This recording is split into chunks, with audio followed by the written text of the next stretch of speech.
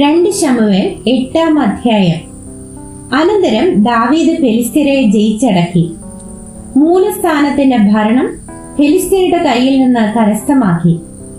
അവൻ മോവാബ്യരെയും തോൽപ്പിച്ച് അവരെ നിലത്ത് കിടത്തി ചരടുകൊണ്ട് അളന്നു. കൊല്ലുവാൻ 2 ചരടും ജീവനോടെ രക്ഷിപ്പാൻ 1 ചരടുമായി അവൻ അളന്നു. അങ്ങനെ മോവാബ്യർ ദാവീദിന് ദാസന്മാരായി കപ്പം കൊടുത്തുവന്നു.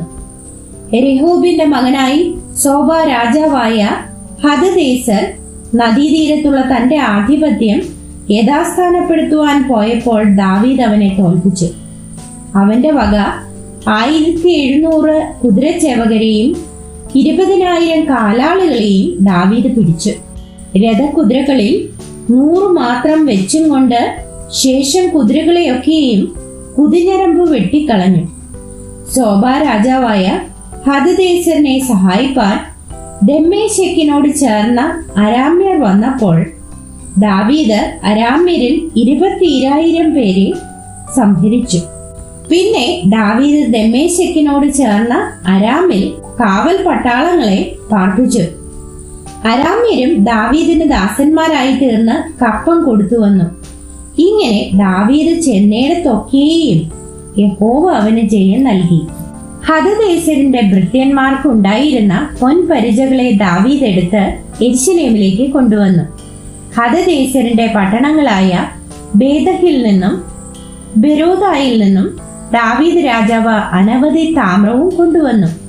ദാവീദ് ഹദദേസരിന്റെ സർവ്വസൈന്യത്തെയും തോൽപ്പിച്ചു എന്ന് ഹമാത്ത് രാജാവായ തോയി കേട്ടപ്പോൾ ദാവീദ് രാജാവിനോട് കുശലം ചോദിപ്പാനും അവൻ ഹദദേസരിനോട് യുദ്ധം ചെയ്ത അവനെ തോൽപ്പിച്ചതുകൊണ്ട് അവനെ അഭിനന്ദിപ്പാനും തോയി തന്റെ മകൻ യോരാമിനെ രാജാവിന്റെ അടുക്കൽ അയച്ചു. ഹദദേസരിന് തോയിയോട് കൂടെ യുദ്ധമുണ്ടായിരുന്നു. യോരാം വെള്ളി, പൊന്ന്, താമ്രം എന്നിവ കൊണ്ടുള്ള സാധനങ്ങളെ കൊണ്ടുവന്നു. ദാവീദ് രാജാവ് ഇവയെ അരാമ്യർ, മോവാബ്യർ, അമ്മോന്യർ, ഫെലിസ്ത്യർ, അമാലേക്യർ എന്നിങ്ങനെ താൻ കീഴടക്കിയ സകല ജാതികളുടെയും പക്കൽ നിന്നും രഹോബിന്റെ മകനായി സോബ രാജാവായ ഹദദേസരിന്റെ കൊള്ളയിൽ നിന്നും എടുത്ത് വിശുദ്ധീകരിച്ച വെള്ളിയോടും പൊന്നിനോടും കൂടെ യഹോവയ്ക്ക് വിശുദ്ധീകരിച്ചു.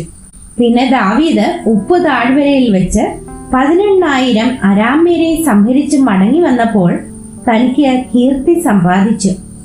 അവൻ ഏദോമിൽ കാവൽ പട്ടാളങ്ങളെ ആക്കി. ഏദോമിൽ എല്ലായിടത്തും അവൻ കാവൽ പട്ടാളങ്ങളെ പാർപ്പിച്ചു. ഏദോമ്യരൊക്കെയും ദാവീദിന് ദാസന്മാരായി തീർന്നു. ദാവീദ് ചെന്നേടത്തൊക്കെയും യഹോവ അവന് ജയം നൽകി. ഇങ്ങനെ ദാവീദ് എല്ലാ ഇസ്രായേലിനെയും വാണു.